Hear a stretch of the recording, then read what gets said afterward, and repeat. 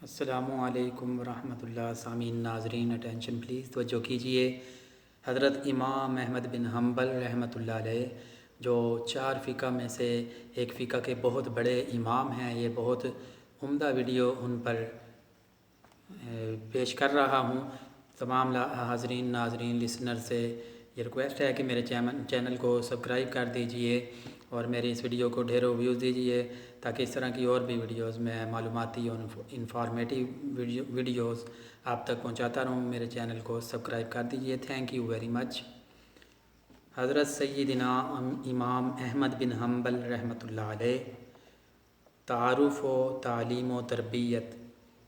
امام احمد بن حنبل کی ولادت ماہ ربیع الاول 164 ہجری بمطابق ماہ نومبر 780 عیسوی میں بغداد میں ہوئی۔ آپ کے والد 30 سال میں ہی انتقال کر گئے تھے۔ والد محترم کی وفات کے بعد امام صاحب کی پرورش اور نگہداشت ان کی والدہ کے کندھوں پر آن پڑی۔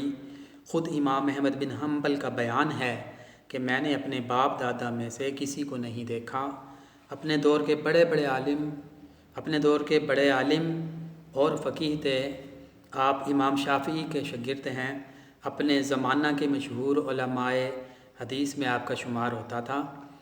انہوں نے مسند کے نام سے حدیث کی کتاب تالیف کی جس میں تقریباً 40,000 احادیث ہیں۔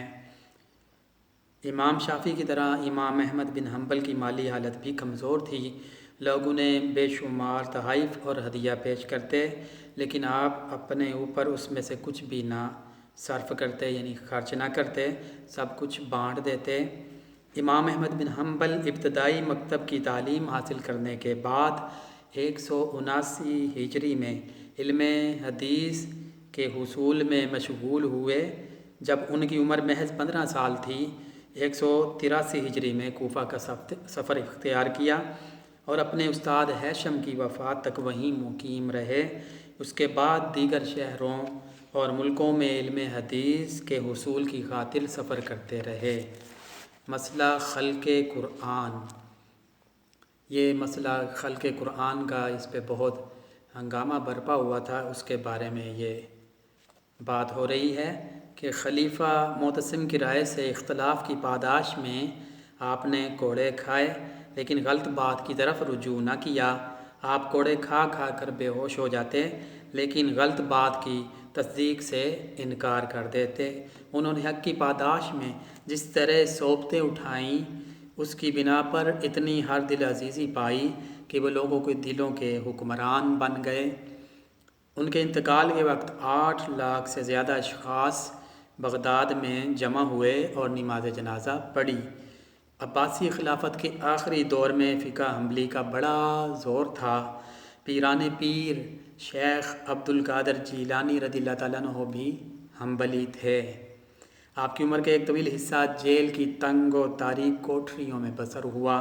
پاؤں میں بیڑیاں پڑی رہتیں، طرح طرح کی اذیتیں دی جاتیں تاکہ آپ کسی طرح خلق قرآن کے قائل ہو جائیں، لیکن وہ عزم و ایمان کا ہمالہ 1 انچ اپنے مقام سے نہ سرکا۔ حق پہ جیا اور حق پہ وفات پائی۔ ناظرین سامعین، خلق قرآن کا مسئلہ یہ ہے کہ بعض لوگ کہتے تھے کہ قرآن جو ہے وہ جس طرح انسان اللہ کی مخلوق ہے ایسے ہی قرآن بھی اللہ کی مخلوق ہے۔ اس نظریے کو خلق قرآن کہتے ہیں جو کہ غلط ہے۔ حالانکہ قرآن جو ہے وہ قدیم ہے، یعنی لوح محفوظ میں ہمارا مسلمانوں کا یہ عقیدہ ہے کہ لوح محفوظ میں قرآن پاک محفوظ تھا، تو وہاں سے اللہ تعالیٰ نے تھوڑا تھوڑا نبی صلی اللہ علیہ وسلم کی ذات گرامی پر یہ نازل فرمایا۔ اگر میری اس بات میں کوئی غلطی ہو تو صاحب علم کریکٹ کر سکتے ہیں، لیکن یہ ہمارا مسلمانوں کا عقیدہ ہے۔ تو قرآن جو ہے وہ خلق نہیں ہے، مخلوق نہیں ہے، مخلوق اللہ کی انسان ہے، تو قرآن قدیم ہے۔ سامعین ناظرین لسنرز، اینڈ میں پھر آپ سے اپیل ہے کہ میرے اس چینل کو سبسکرائب کر دیجئے تاکہ اس طرح کی اور اس سے بھی اچھی عمدہ ویڈیوز، انفارمیشن والی اور علم سے بھرپور معلوماتی ویڈیوز آپ تک پہنچاتا رہوں۔ اپنے قریبیوں کا، اپنے مخلصوں کا ڈھیروں خیال رکھیے گا۔ اللہ تعالیٰ آپ کا، ہم سب کا حامی و ناصر ہو۔ آمین. جزاک اللہ. Thank you very much for watching this video. اللہ حافظ.